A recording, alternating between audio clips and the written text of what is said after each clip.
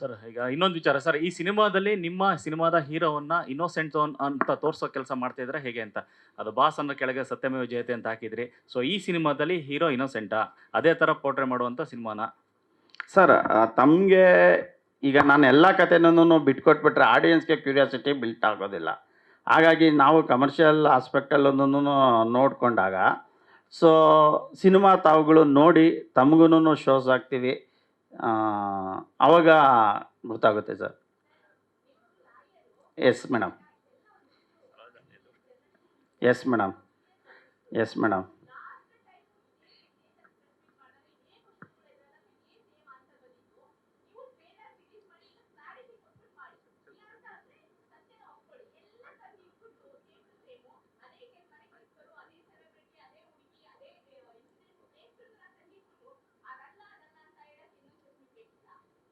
ಇಲ್ಲ ಮೇಡಮ್, ನನ್ನ ಕ್ಲಾರಿಫಿಕೇಷನ್ ಕೊಡ್ತೀನಿ. ತಾವು ಕೇಳೋ ಕ್ವಶನ್ಗೆ ಇನ್ಸಿಡೆಂಟಾಗಿ ತಮಗೆ ಈ ರೀತಿ ಆಗ್ತಾ ಇದೆ. ಯಾವುದೇ ಒಂದು ಕ್ರೈಮ್ ಥ್ರಿಲ್ಲರ್ ತಾವು ನೋಡಿದಾಗ ಮರ್ಡರ್ ಅನ್ನೋದು ಕಾಮನ್ ಆಗಿರುತ್ತೆ ಕ್ರೈಮ್ ಥ್ರಿಲ್ಲರಲ್ಲಿ, ಮೂವಿಯಲ್ಲಿ ನಾನು ಹೇಳ್ತಾ ಇರೋದು. ಆ ಘಟನೆ ಕಾಕತಾಳೀಯವಾಗಿ ಇನ್ಸಿಡೆಂಟ್ ಆಗಿ ಮ್ಯಾಚ್ ಆಗ್ತಾ ಇದೆ. ನಾವು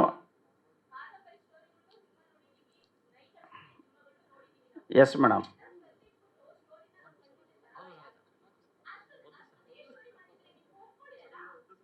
ಮೇಡಮ್ ನಾನು ಆಗಲೇ ಹಿಂದೆ ಸರ್ ಒಬ್ಬರು ಕ್ವಶನ್ ಮಾಡಿದಾಗ ಸೊ ನಾನು ಕ್ಲಿಯರಾಗಿ ಹೇಳಿದ್ದೀನಿ, ಯಾವುದೇ ಕಾರಣಕ್ಕೂ ನಾನು ರಿಯಲ್ ಸ್ಟೋರಿ ಮಾಡಿಲ್ಲ. ಹೇಳಿ. ಎಸ್ ಎಸ್ ಲವ ಸರ್, ಇಲ್ಲಿ ಟೈಟಲ್ ವಿಚಾರಕ್ಕೆ ಬರ್ತೀನಿ. ಈ ಆಲ್ರೆಡಿ ಬಾಸ್ ಅನ್ನೋದು repetitive title. Already tiger Prabhakar sir ಮಾಡಿದ್ದಾರೆ, ದರ್ಶನ್ ಸರ್ ಮಾಡಿದ್ದಾರೆ. ಇದು ಅಟೆನ್ಷನ್ ಗ್ರ್ಯಾಬ್ ಮಾಡೋದಕ್ಕೋಸ್ಕರ ಇಟ್ಟಿರೋದು ಅಂತ ಅನ್ನಿಸ್ತಾ ಇದೆ ಟೈಟಲ್. ಸರ್ ಈಗ ನಾವು ಕಮರ್ಷಿಯಲ್ ಆಸ್ಪೆಕ್ಟಲ್ಲಿ ಇಡಬೇಕಾದ್ರೆ ಒಳ್ಳೆ ಟೈಟ್ಲ್ ಇಡಬೇಕು. ನಮ್ಮ ಕತೆಗೆ ಮತ್ತು ಹೀರೋಗೆ ಸೂಟ್ ಆಗೋಂಥ ಒಂದು ಟೈಟ್ಲ್ ಬೇಕಾಗಿತ್ತು. ಹಾಗಾಗಿ ಬಾಸ್ ಅಂತ ಇಟ್ಟಿದ್ದೇವೆ ಸರ್. ಥ್ರಿಲ್ಲರ್ ಮಂಜು ಸಾರು ಮಾಡಿರ್ಬೋದು, ಒಂದು ಯೂಟ್ಯೂಬಲ್ಲಿ ಬಾಸ್ ಅನ್ನೋದನ್ನು ನೋಡಿರೋಂಗೆ ಜ್ಞಾಪಕ ಇದೆ ಸರ್. ಅದು ಟೈಟ್ಲಿಗೆ ಅವ್ರು ಹೇಳ್ದಂಗೆ ಬಾಸ್ ಅಂತ ಇದೆ. ಅಲ್ಲಿ ನೋಡಿದ್ರೆ ಅವ್ರದ್ದು ಪೇಂಟ್ ಕೂಡ ದರ್ಶನ್ ಅವ್ರ ಸಿಮಿಲಾರಿಟಿ ಇದೆ. ಹಿಂದೆಗಡೆ ಜೈಲ್ ಇಟ್ಟಿದ್ದೀರಾ ಇದೆ ಅಂತ ಒಪ್ಕೊಂಬಿಡಿ ಸರ್. ಸುಮ್ಮನೆ ಯಾಕೆ ಟೈಲರ್ಗೂ ಲ್ಯಾಗ್ ಮಾಡ್ಕೊಂಡು ಆಮೇಲೆ ಏನೋ ಸರ್ಪ್ರೈಸ್ ಥರ, ಯಾಕೆ ನಮಗೆಲ್ಲ ಗೊತ್ತಿರೋ ವಿಚಾರನೇ ಅದು. ನೀವು ಅದನ್ನು ಸಿನಿಮ್ಯಾಟಿಕಾಗಿ ತೋರಿಸಿದ್ರೆ ಓಕೆ, ನೋ ಪ್ರಾಬ್ಲಮ್. ಇಲ್ಲ ಸರ್, ಈಗ ತಮಗೆ ಸಿನಿಮಾ ನೋಡಿದಾಗ ಸ್ಪಷ್ಟವಾಗಿ ಗೊತ್ತಾಗುತ್ತೆ.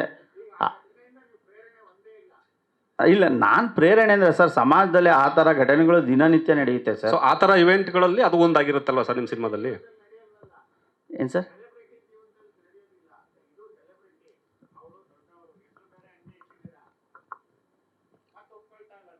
ಸರ್ ಅಲ್ಲಿ ತಮಗೆ ಸಿನಿಮಾ ನೋಡಿದಾಗ ಸರ್ ಸ್ಪಷ್ಟವಾಗಿ ಎಲ್ಲ ಗೊತ್ತಾಗುತ್ತೆ ಸರ್. ಆ ಘಟನೆಗೆ ಈ ಸಿನಿಮಾ ಸಂಬಂಧಪಟ್ಟಿದ್ಯಾ ಇಲ್ವಾ ಅನ್ನೋದನ್ನು ಸರ್.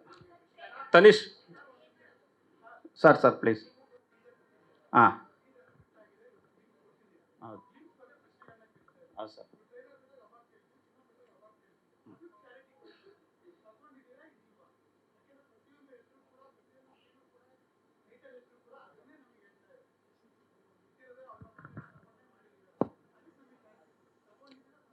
ಸರ್ ನಾನು ಹೇಳ್ತಿಲ್ವಾ, ಸಮಾಜದಲ್ಲಿ ನಡೆಯುವಂತಹ ಕೆಲವು ಘಟನೆಗಳನ್ನು ಆಯ್ದುಕೊಂಡು ಸಿನಿಮಾ ಮಾಡಿದ್ದೇನೆ.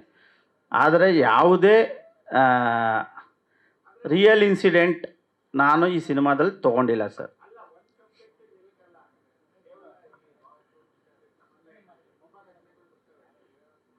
ಸರ್ ಅದನ್ನು ನಾನು ಈಗಲೇ ಹೇಳಿಬಿಟ್ರೆ ಸಿನಿಮಾದಲ್ಲಿ ಒಂದು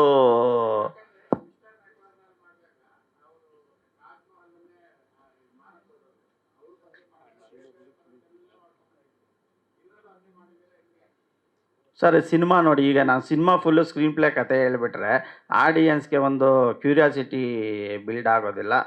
ದಯವಿಟ್ಟು ನಾನು ಮುಂದಿನ ದಿನಗಳಲ್ಲಿ ಸ್ಪಷ್ಟವಾಗಿ ಖಂಡಿತವಾಗ್ಲೂ ತಮ್ಮ ಮುಂದೆ ನಾನು ಹೇಳ್ತೀನಿ ಸರ್.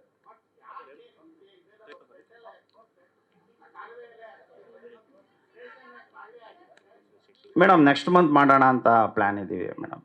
ತನೀಶ್, ನಿಮಗೆ ಪ್ರಶ್ನೆ. ಈಗ ಡೈರೆಕ್ಟ್ರು ಪಾಪ ಅವರು ಆ್ಯಂಗಲಲ್ಲಿ ಎಲ್ಲ ಹೇಳ್ತಾರೆ.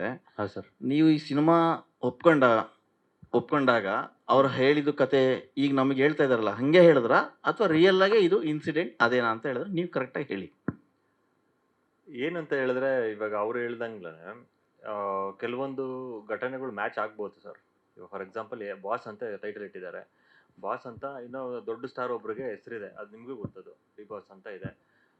ಹೆಸರಿಟ್ಟಿದ ಮಾತ್ರಕ್ಕೆ ಅದೇ ಸಬ್ಜೆಕ್ಟ್ ಆಗಿರಲ್ಲ ಸರ್. ಆದ್ರೆ ಸನ್ನಿವೇಶಗಳೆಲ್ಲ ಬಂದಾಗ ಏನ್ ಅನ್ಕೋಬೇಕು? ಅದೇ ಆ ಇನ್ಸಿಡೆಂಟ್ಗೂ ಮೊದಲು ನೀವು ಸಿನಿಮಾ ಟೀಸರ್ ಬಿಟ್ಟಿದ್ರೆ ಅದು ನಾವು ಒಪ್ಕೋತಿದ್ವಿ. ಹಾ. ಆದ್ರೆ ಇನ್ಸಿಡೆಂಟ್ ಎಲ್ಲ ಆದ್ಮೇಲೆ ಹಾ. ಎಲ್ಲದೂ ಸೇಮ್ ಟು ಸೇಮ್ ಸಿಚುಯೇಷನ್ನ ನೀವು ಸ್ಕ್ರೀನ್ ಮೇಲೆ ತರೋದಾದ್ರೆ ಒಪ್ಕೊಳ್ಳೋದು ಹೇಗೆ? ಆಮೇಲೆ ಇದು ಒಂದು ಪ್ರಚಾರದ ಗಿಮಿಕ್ಕ, ಇದು ನನಗೆ ಬೇಕು. ಯಾಕಂದ್ರೆ ಲವ ಅವರು ಮೊದಲನೇ ಸಿನಿಮಾ ಅಯೋಧ್ಯಪುರಂ ಅಂತ ಮಾಡಿದ್ರು, ನಿಮ್ಗೆ ಗೊತ್ತು. ಅಯೋಧ್ಯಪುರಂ ಕೂಡ ಅದೇ ವಿವಾದ ಕಾರಣ ಆಯಿತು. ಅದಾದ್ಮೇಲೆ ಇನ್ನೊಂದು ಸಿನಿಮಾ ಮಾಡಿದ್ರು, ಅದು ಕೂಡ ಹಾಗೆ ಆಯಿತು. ಈಗ ಬಾಸ್.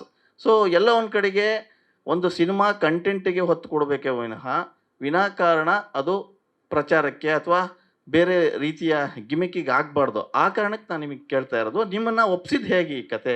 ಅಥವಾ ನಿಮಗೆ ಗೊತ್ತಿದ್ದು ಕೂಡ ನಾಳೆ ಈ ಪ್ರಶ್ನೆಗಳು ಎದುರಾಗುತ್ತವೆ ಅನ್ನೋದು ಗೊತ್ತಿರಲಿಲ್ವಾ? ಸರ್, ಸಿನಿಮಾ ಪ್ರಚಾರ ಒಂದಕ್ಕೋಸ್ಕರನೇ ಸಿನಿಮಾ ಮಾಡಿಲ್ಲ ಸರ್.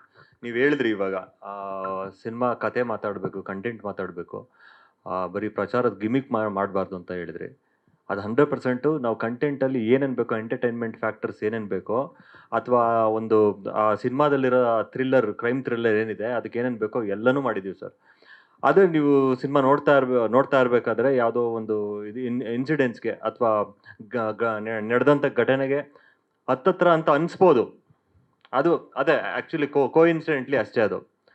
ಇವಾಗ ಇದು ಮಾಡಿರೋದನ್ನು ಅಷ್ಟೇ. ಇವಾಗ ಒಂದು ಸಿನಿಮಾ ಬೋನಲ್ಲಿದೆ, ಇಲ್ಲಿ ಆಚೆ ಒಬ್ರು ನಿಂತಿದ್ದಾರೆ, ಅದು ಇಮ್ಯಾಜಿನಬಲ್ ಆಗ್ಬೋದಲ್ಲ ಸರ್, ನಾವು ಇಮ್ಯಾಜಿನೇಷನಲ್ಲೂ ಮಾಡ್ಕೊಬೋದಲ್ಲ ಸರ್ ಅದನ್ನು. ಸರ್ ಅದು ನಾನು ಖಂಡಿತವಾಗ್ಲೂ ಆ ಥರ ಮಾಡಿಲ್ಲ ಸರ್. ನೀವು ಹೇಳ್ತಾರ ಇದು ಅರ್ಥ ಆಯ್ತು ನನಗೆ. ನಾನು ಎಡ್ಕೊಂಬರೋ ಸ್ಟೈಲು ಅದು ಅಂತೆಲ್ಲ ಹೇಳ್ತಾ ಇದ್ದೀರಾ, ನಾನು ಆ ಥರ ಮಾಡಿಲ್ಲ. ನಾನು ತನುಷ್ ಹಾಗೆ ಮಾಡಿದ್ದೀನಿ ಸರ್, ಅದೆಲ್ಲ ಅಭಿನಯ ಅಷ್ಟು. ಡೈರೆಕ್ಟರ್ ಸರ್ಗೆ ಇಲ್ಲಿ ಇಲ್ಲಿ ಇಲ್ಲಿ ಎಸ್ ಮೇಡಮ್, ಎಸ್ ಮೇಡಮ್. ಈಗ ಒಂದು ಪ್ರೆಸ್ ಮೀಟಿಗೆ ಇಷ್ಟು ಕ್ವಶನ್ಸ್ ಬರುತ್ತೆ ಅಂದಮೇಲೆ ಸೆನ್ಸಾರ್ ಬೋರ್ಡಿಂದ ಕೂಡ ಒಂದಿಷ್ಟು ಕ್ವಶನ್ಸ್ಗಳು ಬಂದೇ ಬರುತ್ತೆ. ಸೆನ್ಸಾರ್ ಕಟ್ ಕೂಡ ಆಗುವ ಚಾನ್ಸಸ್ಗಳು ಇರಬಹುದು.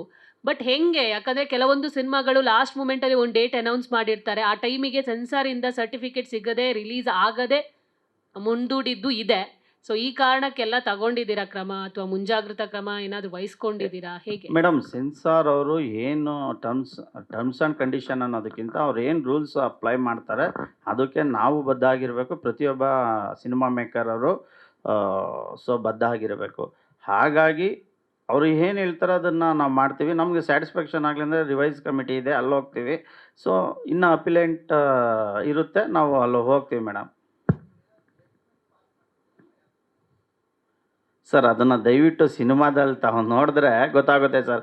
ನಾನು ಎಲ್ಲ ಕಥೆನೂ ಈಗಲೇ ಹೇಳಿಬಿಟ್ರೆ ಸರ್,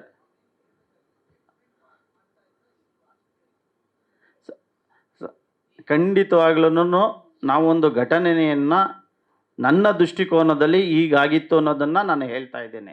ಇಲ್ಲಿ ಯಾವುದೇ ನಿರ್ಣಯ, ಯಾವುದೇ ಒಬ್ಬ ವ್ಯಕ್ತಿಗಳ ಪರವಾಗಿ ಪರ ವಿರೋಧ ನಿರ್ಣಯಗಳನ್ನ ನಾವು ಈ ಸಿನಿಮಾದಲ್ಲಿ ಕೊಡ್ತಾ ಇಲ್ಲ ಸರ್.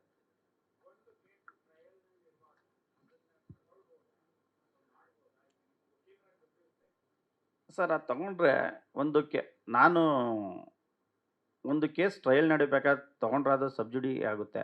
ಬಟ್ ನಾನಿಲ್ಲಿ ಯಾವುದೇ ರಿಯಲ್ ಇನ್ಸಿಡೆಂಟ್ ಸ್ಟೋರಿ ಮಾಡಿಲ್ಲ, ಹಾಗಾಗಿ ಆ ಪ್ರಮೇಯ ಬರೋದೇ ಇಲ್ಲ ಸರ್. ಅದು ಸರ್ ಟ್ರೂ ಇನ್ಸಿಡೆಂಟ್ ಅಂದರೆ ಸಮಾಜದಲ್ಲಿ ಹಲವಾರು ಘಟನೆಗಳು ನಡೀತಾ ಇರ್ತೈತೆ. ಒಬ್ಬ ಡೈರೆಕ್ಟ್ರು ಒಂದು ಕಥೆನ ಅವನ ಕಾಲ್ಪನಿಕ ಮೂಲಕ ಅನೇಕ ದಾರಿಗಳಲ್ಲಿ ಹೇಳ್ಬೋದು. ಅದನ್ನು ನಾನು ಹೇಳ್ತಾ ಇದ್ದೀನಿ ಸರ್. ಸರ್ ರಿಯಲ್ ಸ್ಟೋರಿಗೂ ಟ್ರೂ ಇವೆಂಟ್ಸಿಗೂ ನನಗೆ ತಿಳಿದಿರೋ ಪ್ರಕಾರ ಇಲ್ಲ ವ್ಯತ್ಯಾಸ ಇದೆ.